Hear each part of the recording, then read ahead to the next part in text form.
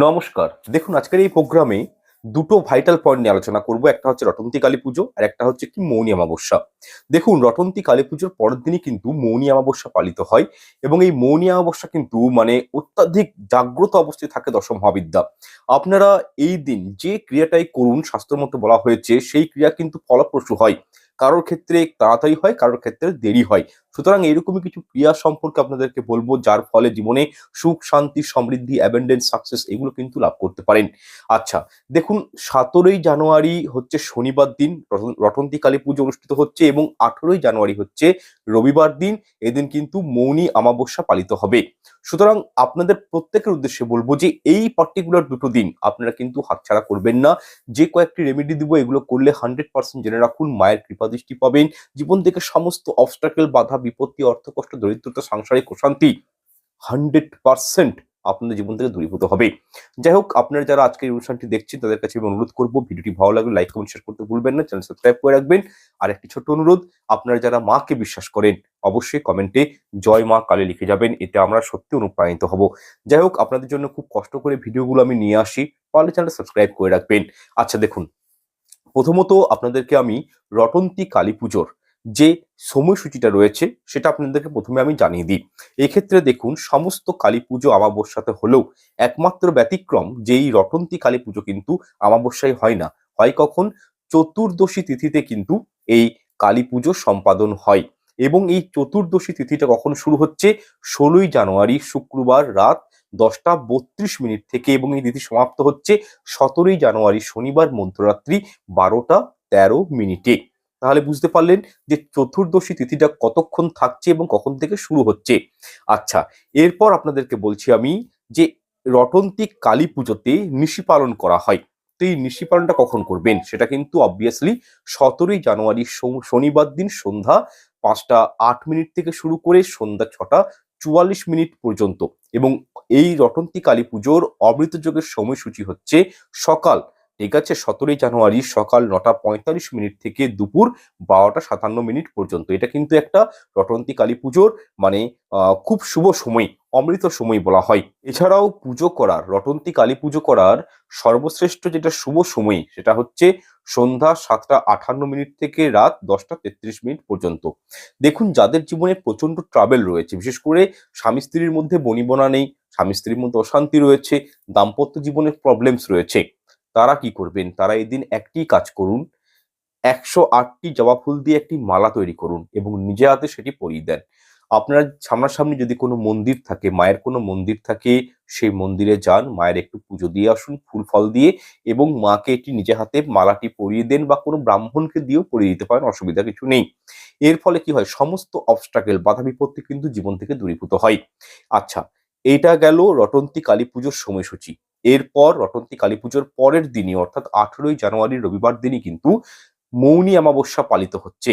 তো তারও একটা কিন্তু শুভ টাইম রয়েছে। তবে তার আগে ছোট্ট একটা বিষয় বলে রাখি যে রটন্তী কালী পুজোর যেটা শুভ কর্ম করবেন এবং আরোগ্য স্নানের সময়সূচি হচ্ছে সকাল ৭টা ৫০ মিনিট থেকে বিকেল ৩টে ৪৭ মিনিট পর্যন্ত।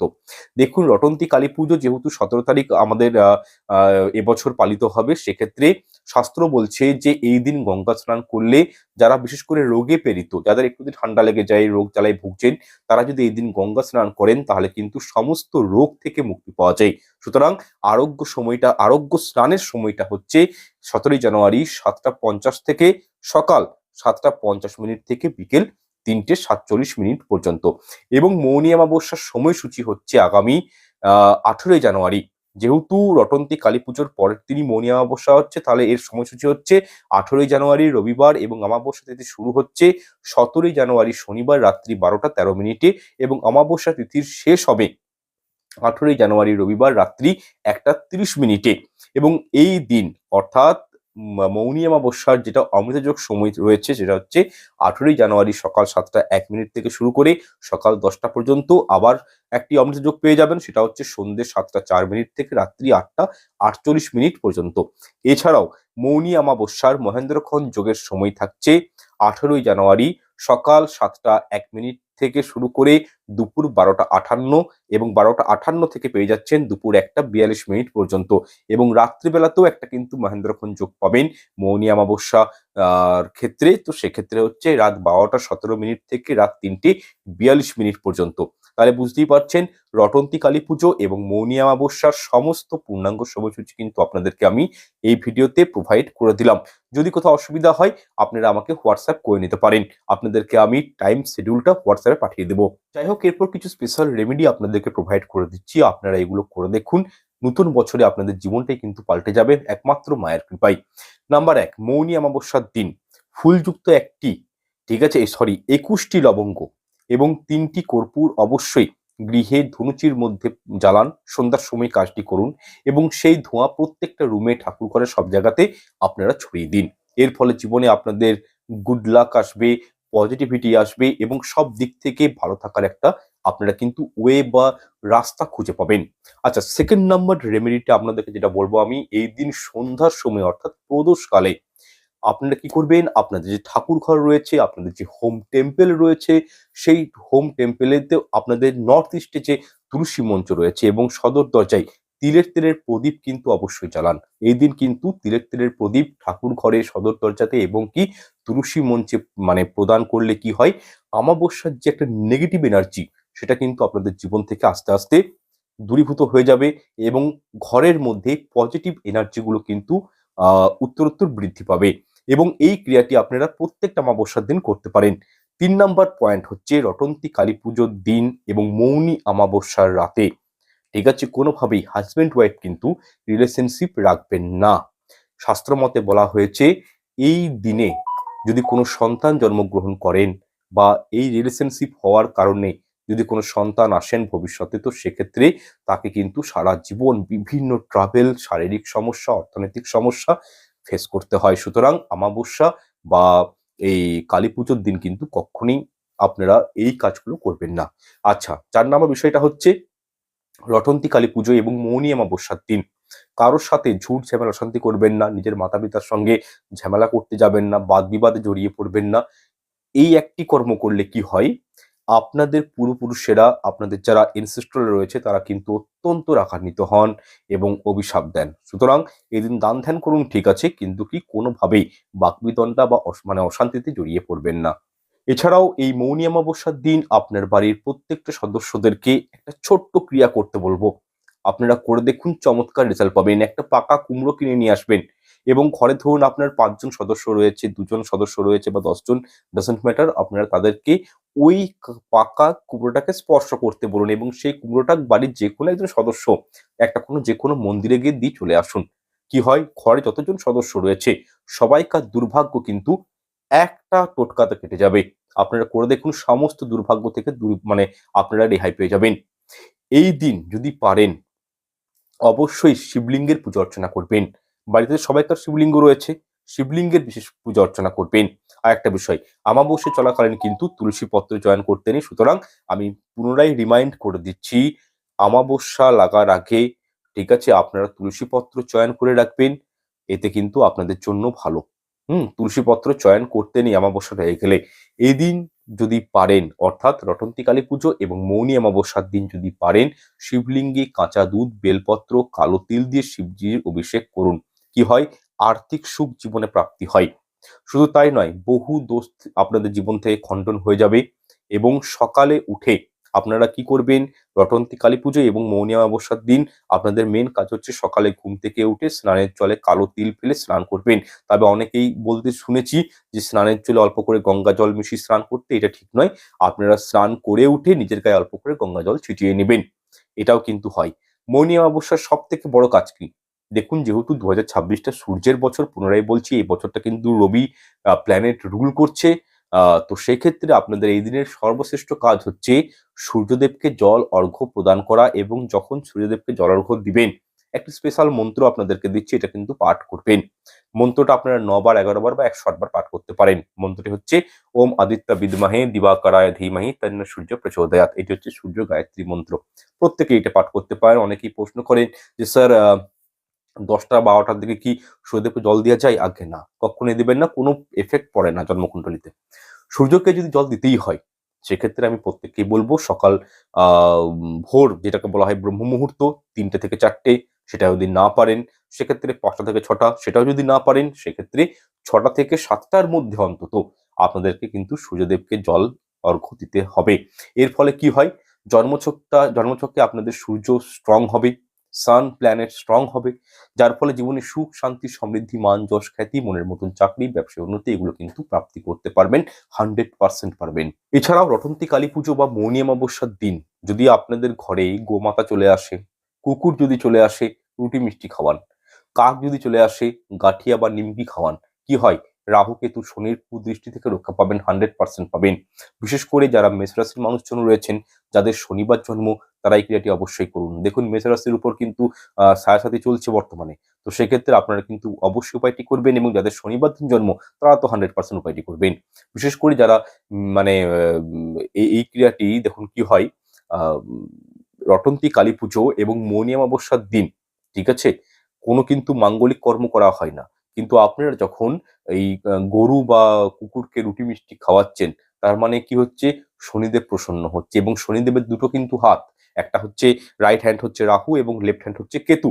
সুতরাং যেখানে শনিদেব প্রসন্ন হচ্ছে সেখানে কিন্তু রাহু কিন্তু প্রসন্ন হয়। আচ্ছা, এরপর ঘটনাটা হচ্ছে কি, আমাবস্যার দিন কিন্তু কোনো জাতি মানে প্রজাতীয় কোনো খাবার গ্রহণ করতে নেই। অনেকেই দেখবেন বেগুন পোড়া, টমেটো পোড়া এইগুলো মানে খেয়ে থাকেন, খুব পছন্দ। আমি বারণ করব যেগুলো খেতে নেই, এবং মাঘ মাস পড়ে গেছে এমনিতেই, তো মাঘ মাসে কিন্তু মূলো কিন্তু বর্জিত, মূলো কিন্তু খাবেন না। আচ্ছা, এরপর একটি স্পেশাল রেমেডি আপনাদেরকে দিচ্ছি, এটা কিন্তু 18 জানুয়ারি মৌনী অমাবস্যার দিন অবশ্যই করার চেষ্টা করবেন, প্রত্যেকেই করবেন। দেখুন এই দিন আপনারা নিজের বাড়ির উত্তর পূর্ব কোণে, ঠিক আছে, পারলে একটি তুলসী বৃক্ষ রোপণ করবেন, কারণ অমাবস্যার দিন তুলসী গাছ গৃহে লাগানো এটি কিন্তু অত্যন্ত শুভ বলে মনে করা হয়। দেখুন একটা কাঁচের পাত্রে জল নিয়ে নিবেন, এবং তার মধ্যে লবণ ভরে, ঠিক আছে, আপনার বাড়ির দক্ষিণ পূর্ব দিকে আপনারা কিন্তু এই গ্লাসটি রেখে দিবেন, এবং গ্লাসটির পিছন দিকে লাল বাতি জ্বালিয়ে রাখবেন এই অমাবস্যার দিন। কি হয় এতে, এতে হয় গৃহ কলেশ কমে, বাস্তু দোষ দূরীভূত হয়, সাংসারিক জীবনে আয় উন্নতি বাড়ে। এই দিন চারমুখী একটি প্রদীপ তৈরি করবেন, আটার প্রদীপ, এবং সরিষার তেল দিয়ে প্রদীপটি প্রজ্বলিত করবেন প্রদোষকালে বাড়ির দক্ষিণ দিকে। ঠিক আছে, কখন করবেন, এটি 18 জানুয়ারি মৌনী অমাবস্যার দিন করবেন, সন্ধ্যা 7টা 7 মিনিট থেকে 8টা 48 মিনিটের মধ্যে উপায়টি কিন্তু করতে হবে। এতে কি হয়, পিতৃপুরুষের আত্মার শান্তিপ্রাপ্ত হয়। এটি কিন্তু এই দিন অবশ্যই করার চেষ্টা করবেন। আচ্ছা, এরপর যে রেমেডির কথা বলবো এটি আপনারা মৌনী অমাবস্যার দিন করবেন, খুবই গুরুত্বপূর্ণ একটা রেমেডি, প্রত্যেকের জন্য দিলাম। এটি করলে সমস্ত নেগেটিভিটি ঘর থেকে দূরীভূত হয়। যারা ধার দেনাতে জড়িয়ে পড়েছেন, যাদের ঘরে তুকতাক করা হয়েছে, যাদেরকে বান মারা হয়েছে, মারণ কোনো উচাটন করা হয়েছে, তারা কিন্তু উপায়টি করতে পারেন। এই উপায়টি কখন করবেন, মৌনী অমাবস্যার দিন সন্ধ্যা 7টা 7 মিনিট থেকে রাত্রি 8টা 58 মিনিটের মধ্যে। এক্ষেত্রে মৌনী অমাবস্যার দিন অমাবস্যা তিথি লেগে যাওয়ার পর এই উপায়টি শুরু করবেন, এবং টানা 9 দিন উপায়টি করবেন, মাঝে কোনো গ্যাপ দিবেন না। দেখুন এই উপায়টি হলো, অমাবস্যা তিথি লেগে যাওয়ার পর একটা ধুনুচি নিবেন, এবং সেই ধুনুচির মধ্যে ভালো করে ঘি মাখিয়ে একটা ঘুঁটো রেখে দিবেন, মানে ঘুঁটোর মধ্যে ঘিটা মাখিয়ে ধুনুচির মধ্যে রাখবেন, এবং ঘুঁটোটির উপর কিছুটা পরিমাণ আতপ চাল ফেলে দিবেন, তার সাথে দিবেন কালো সর্ষে, এবং তার সাথে অল্প পরিমাণে গুঁড়ো হিং অল্প করে ঘুঁটোটির মধ্যে ছিটিয়ে দিবেন, এবং সমস্ত কিছুকে কর্পূর দিয়ে শুধু জ্বালিয়ে দিবেন, এবং এই সমস্ত প্রক্রিয়ায় ক্রিং এই মন্ত্রটি কিন্তু উচ্চারণ করবেন মনে মনে। ক্রিং হচ্ছে আদি শক্তির একটা পাওয়ারফুল বীজ মন্ত্র। ক্রিং শব্দটা যদি আপনারা কখনো 1008 বার পাঠ করেন, তাহলে অনুভব করবেন যে আপনাদের শরীরের মধ্যে একটা কিন্তু ভাইব্রেশনের উৎপন্ন হয়ে যায়। ক্রিং খুব পাওয়ারফুল একটি মন্ত্র। আচ্ছা, যাই হোক, এই সমস্ত প্রক্রিয়া যখন করবেন, ঘুঁটোতে ঘি মাখাচ্ছেন, জ্বালাচ্ছেন, পুড়াচ্ছেন, তো তখন ক্রিং ক্রিং ক্রিং এই মনে উচ্চারণটা করে যেতে হবে, এবং এই উপায়টি রাত 8টা থেকে 11টার মধ্যে করার চেষ্টা করবেন, তথা অমাবস্যা তিথি ছেড়ে যাওয়ার পর ওই জিনিসগুলোকে জলে ভাসিয়ে দিবেন। রাত্রে ভাসাতে হবে এর কোনো দিব্যিদিয়া নেই, আপনি মর্নিং এও কাউকে কিছু না বলে, যেন কেউ না দেখে, আপনি জলে ভাসিয়ে দিয়ে আসতে পারেন ছাই বাগার এইগুলোকে। আচ্ছা, টানা এইভাবে 9 দিন কিন্তু নিয়মটি অনুসরণ করতে হবে, একদিন করলে হবে না, টানা 9 দিন করতে হবে। আচ্ছা, মা কালীর সামনে যদি কোনো ঘরে মা কালীর মূর্তি থাকে, বা মা তারার চরণ থাকে, বা আপনার সামনাসামনি যদি মায়ের কোনো মন্দির থাকে, এদিন আরো একটা ক্রিয়া করতে পারেন, সেটা হচ্ছে দুটো প্যারা নিবেন, এবং দুটো প্যারার মধ্যে 5টা 5টা করে ফুলযুক্ত লবঙ্গ গেঁথে দিবেন। দুটো পেয়ারাতে মানে একটা পেয়ারাতে 5টা লবঙ্গ, একটা পেয়ারাতে ফুলযুক্ত লবঙ্গ কিন্তু, হ্যাঁ? 5টা করে গেঁথে দিবেন এবং এই উপায়টি করার সময় ভুল করেও জলে হাত দিবেন না। ঠিক আছে? একদম জল থেকে দূরে থাকবেন। জলে হাত দিবেন না। এরপর আপনারা কালো সর্ষে ১ মুঠি নিয়ে নিবেন এবং সেটি মা কালীর সামনে রেখে দিবেন এবং একটি মাটির প্রদীপ সরিষার তেলে প্রজ্বলিত করবেন মায়ের সামনে এবং এই প্রদীপের তেলে ২-৪টে গোলমরিচের দানা ফেলে দিয়ে প্রদীপটি প্রজ্বলিত করে দিবেন মায়ের উদ্দেশ্যে এবং মনে, মনে গোপন শত্রু যিনি আছে আপনার রয়েছে উনার নামটা শুধু করবেন, মাকে সমস্ত অসুবিধার কথাগুলো বলবেন। আপনারা এতটুকু কার্য করে দেখুন যে এরকমই গোপন শত্রু থাকুক না কেন তাদের কিন্তু মুখ বন্ধ হয়ে যাবে। তারা শত চেষ্টা করেও কিন্তু আপনার কোনো ক্ষতি করতে পারবে না অন্তত। যাই হোক আপনারা আমাবস্যার তিথি ছেড়ে যাওয়ার পর যে দুটো লবঙ্গ প্যারা মা কালীর উদ্দেশ্যে নিবেদন করেছিলেন সেই প্যারাগুলো কোনো হতদরিদ্র গরিব মানুষকে দান করে দিবেন। কোনোভাবেই কিন্তু এই প্যারাগুলো নিজেরা খাবেন না, গ্রহণ করতে নেই। তবে হ্যাঁ, প্যারাটা দান করার আগে লবঙ্গগুলো আপনারা কিন্তু প্যারা থেকে ছাড়িয়ে নিবেন। লবঙ্গগুলো জলপ্রবাহ করবেন এবং প্যারাগুলো কোনো গরিব মানুষকে দান করে দিবেন। তারা যেন সেটি খায়। এতটুকু কাজ করে দেখুন শত্রু যাদের জীবনে প্রচন্ড এনিমিস রয়েছে, গোপন শত্রু রয়েছে, তারা কিন্তু উপায়টি করুন। অনেক সময় শত্রু তো বাইরের হয় না, ঘরের লোকও হয়। আপনার পিঠ পিছে কে শত্রুতা করছে, আপনাকে কে হিংসা করছে, অনেক সময় আপনিও জানেন না। তো সেক্ষেত্রে শত্রুর নাম বলতে হবে এমনটা নয়, মা কালী সবই জানেন। মা হচ্ছে অন্তর্যামিনী। ঠিক আছে? উনি হচ্ছেন আদিশক্তি, পরাশক্তি। সুতরাং আপনারা বিশ্বাস রেখে উপায়টি করে দেখতে পারেন। চমৎকার রেজাল্ট পাবেন। শত্রুরা চেষ্টা করেও আপনার ক্ষতি করতে পারবে না, এতটুকু বলতে পারি। যাই হোক আজকের প্রোগ্রামটি দীর্ঘায়িত করছি না আর। যারা হস্তবিচার, বাস্তুবিচার বা প্রিমিয়াম কুষ্টি পেতে চান তারা কিন্তু হোয়াটসঅ্যাপ নাম্বারে যোগাযোগ করবেন। আপনাদেরকে প্রোভাইড করা হবে। দেখা হচ্ছে পরের অনুষ্ঠানে। ঈশ্বর আপনাদের মঙ্গল করুক। নমস্কার, ধন্যবাদ।